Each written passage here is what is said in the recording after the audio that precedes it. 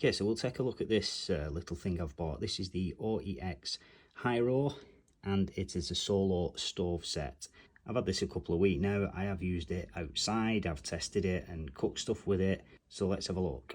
This has obviously been out the packaging before, so this is not how it came from the supplier or the shop. So we have this little bag that it comes in and that you can store it in. So this is the cup or cooking pot, and as you can see, it's got handles that fold out. Nice and spacious inside. I think this will take 600 ml of water. Then we have the part that actually does the cooking, and we have on this one an igniter. There's a little thing on the bottom there for controlling the flow of gas. That pops out like so. Then you can turn your gas on and off. So you just open your gas supply, fire your igniter, and it's going. The gas itself, it uses these little screw-in canisters. Get these from most camping and outdoor shops. I got this one off Amazon. I think I paid $4.99 for it. So you can pick these up pretty cheap. And your gas canister just screws on the bottom there.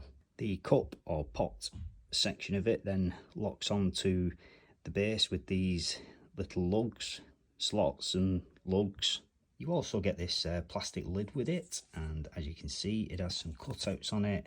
You could use this as a cup for drinking out of, or you could also use it for pouring out of. If you did noodles in it, I suppose that'd be a little strainer, but I'm not going to actually put any food or anything directly into mine. I'm just going to use it for boiling water.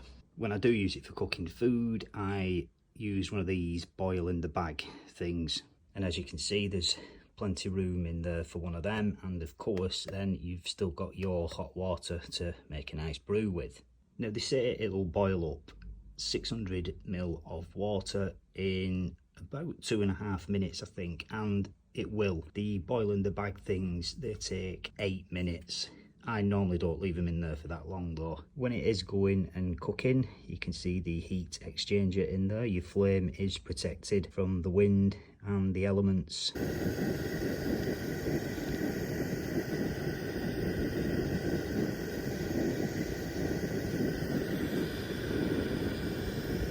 And when you finish your cooking, or whatever it is you're doing, making a brew, everything just goes back inside here, like one of those Russian doll things, I suppose. And then it all goes back together in its little bag.